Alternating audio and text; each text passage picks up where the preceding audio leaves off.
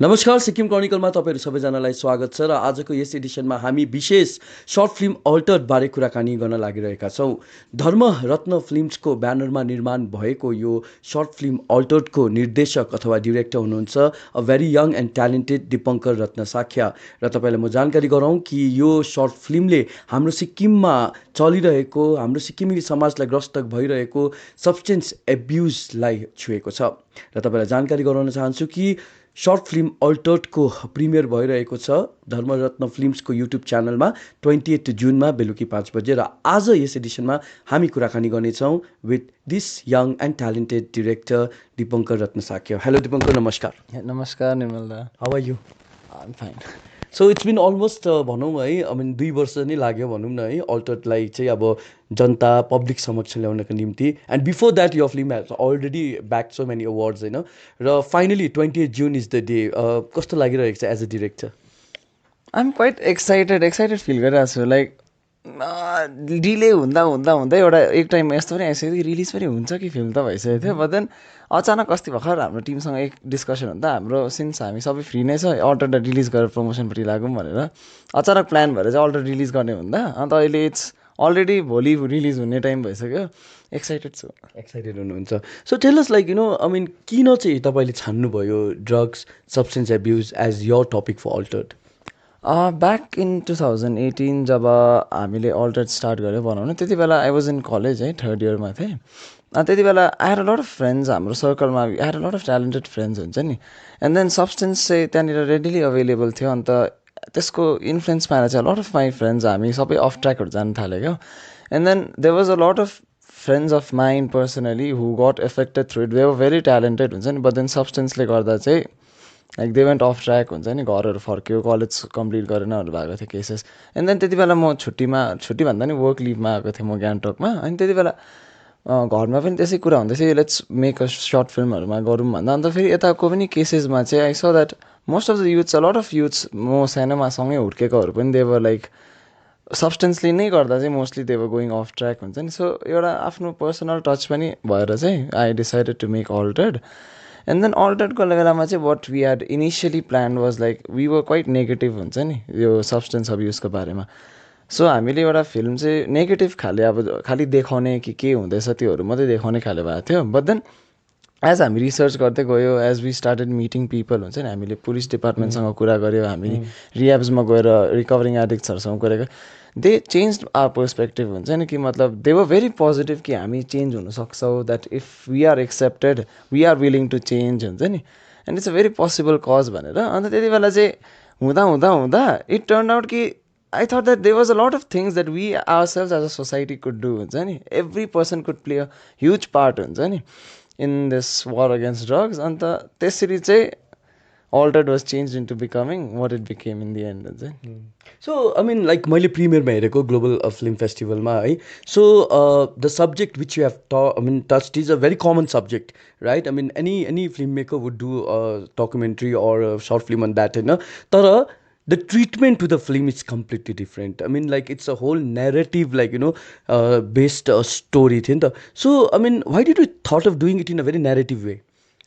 When we went through a lot of lives हुन्छ नि, there were a lot of different kinds of lives हुन्छ नि, मतलब in the sense सबैको आफ्नो आफ्नो स्टोरिज होइन। And there was so much we had to say and we had so little time हुन्छ नि सर्ट फिल्मलाई लिएर।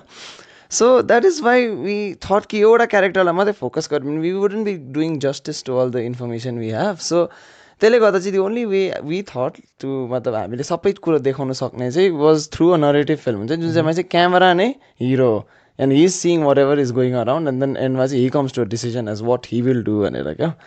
So I think Devika Gurung has justified the script. She has justified the script. She has done more than justice to the script in fact. In fact मलाई त लाग्छ कि alter delay भएको कारण नै देविका दी नभेटेर हामीले फर्स्टमा जस्तो लाग्छ क्या। बिकज हामी देविका दिलाई चाहिँ निकै अराउन्ड 2019 एन्डतिर भेट्यो देविका दिलाई, and by that time Altered was not yet complete.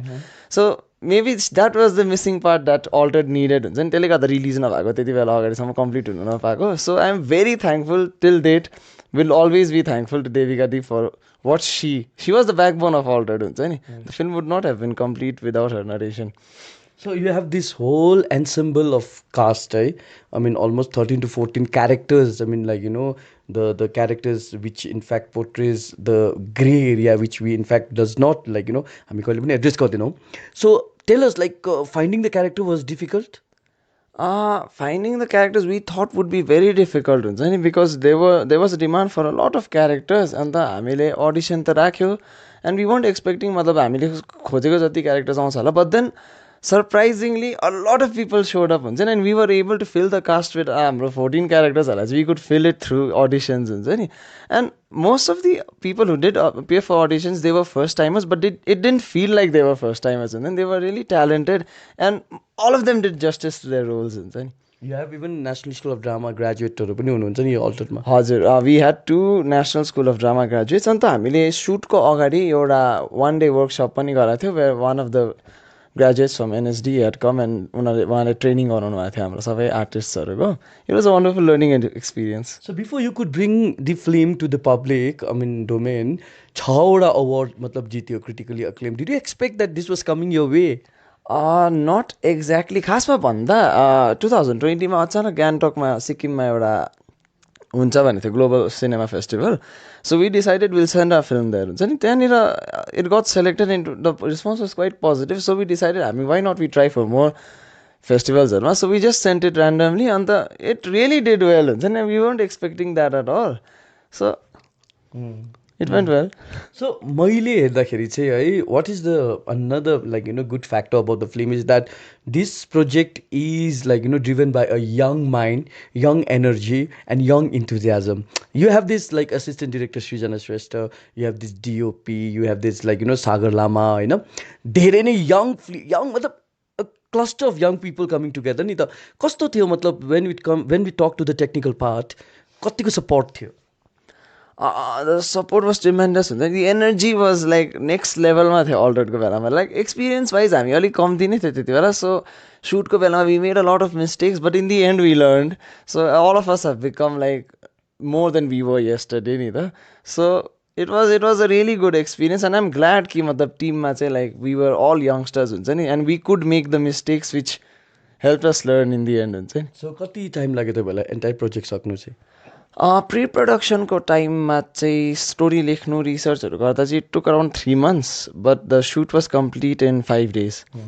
5 भन्दा नि 4 daysमा कम्प्लिट भएको. 5th डेमा चाहिँ हामीले बी रोल सर्ट्सहरू लिएको, but the edit took a long time हुन्छ नि, पोस्ट प्रडक्सन एडिट भन्दा नि, एन्ड नरेसनहरू सबै गर्दा यताउता, and then it was release in 2020. So we could say 2 years लाग्यो हामीलाई पोस्ट प्रडक्सन गर्नु चाहिँ.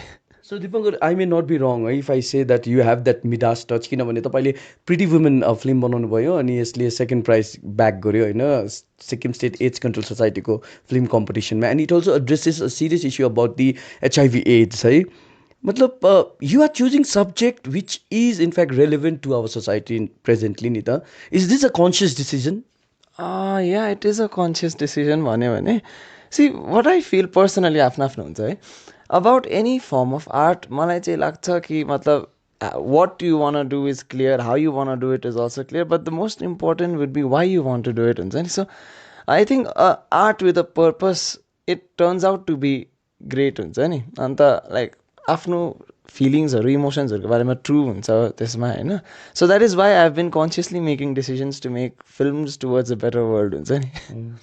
Not many children, I mean, like, get this opportunity to live their dreams, right? So many children wants to pursue their dream, तर family pressure काहीँ न काहीँ आएरखेरि आफूले आफ्नो करियरलाई चेन्ज गर्नुपर्छ अनि आफ्नो मेन करियर बनाउने चिजलाई चाहिँ आफ्नो हबी बनाएर राख्छ. तर तपाईँको केसमा त्यो भएन. I mean, you are always supported by your parents, right? Mr. Pavi Sakya, who in fact is also a director and also in this creative field, and your mom, Sudhata Sakya, who in fact is the producer of this film. Tell us about the family support system. मतलब you have this whole like force driven like I mean family who supports you every time to achieve your new dreams नि है. या my family त फर्स्टदेखि अहिलेसम्म they have always been completely supportive हुन्छ नि. Yeah they have been times family सपोर्टबाट कम्ती भएको होइन, बट अब अब कोभिडहरू भयो, सो फाइनेन्सियल प्रब्लम्सहरू पनि फ्यामिलीमा भइरहेको छ. So they were times when even I thought कि मतलब यो फिल्डमा त हुनसक्छ कि हो भन्ने पाराले पनि आयो होइन. But then yeah what I feel now is अहिले पनि हामी प्रमोसन टिमहरूसँग एकदम यङ्स्टर्सहरू, मेरो यङ्गर ब्रदर है, अन्त मेरो एल्डर ब्रदर सनी, उनीहरूसँग हामी बसेर काम गर्दैछ. सो अहिले चाहिँ what I have in mind मतलब के आएको छ पोजिटिभ एनर्जी भन्दा चाहिँ हार्डसिप्स त आइरहन्छ. If everything goes as plan what would be the meaning of life भन्ने पाराले क्या. But then if we keep moving forward हुन्छ नि, मतलब एउटा बिलिफ लिएर and not giving up consistent तरिकाले. Now I think we are planning for like अब ग्लोबलमा पनि विल मेक एन इम्प्याक्ट भनेर क्या. Globally will make an impact भन्ने कन्फिडेन्स एन्ड बिलिफ छ अब. सी लाइक अहिले हिल्समा स्पेसली सिक्किम दार्जिलिङ हिल्समा चाहिँ द प्रोसेस अफ फिल्म मेकिङको डाइनामिक्स जुन छ त्यो ग्रेजुअली चेन्ज हुँदैछ, even the test of the audience. हजुर, test of the audience actually भन्यो भने everything all the industries are getting globalize नि त अहिले. There is no thing like पहिला पो अब थिएटरमा लाग्नु पर्थ्यो, that was the only way the हामीले बिजनेस गर्न सक्ने होइन. बट देन राइट नाउ त हामीले युट्युबमै पनि we have a lot of audience है. We talk about OTT platforms, Netflix, Amazon. So and even in नेटफ्लिक्सहरूमा हामीले कतिवटा स्पेनिस फिल्म्स, कोरियन फिल्म्स हेरिरहेको हुन्छ सबटाइटलकै भरोसामा भए पनि होइन.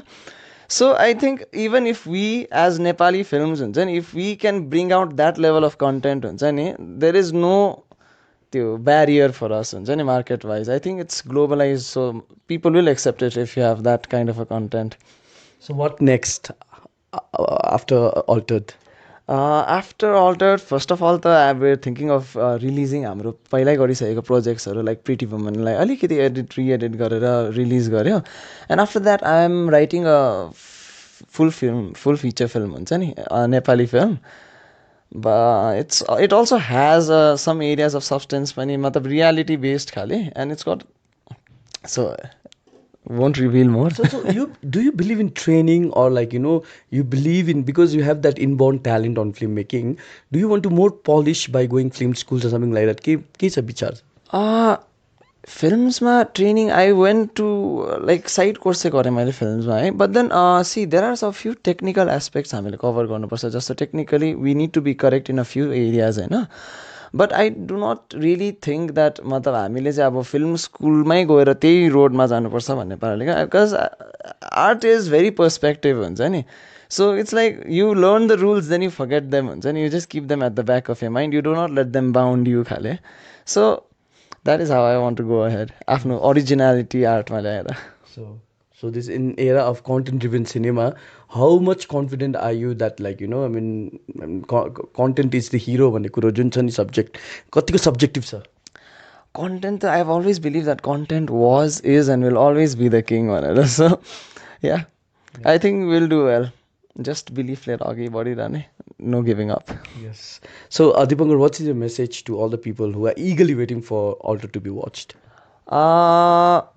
हेरिदिनुहोस् होला फिल्म है please. And your feedbacks would be like हामी एकदम we are welcoming to feedbacks है. वी वुड अल्सो हामीले 5 PM चाहिँ we are premiering, so will be live as well.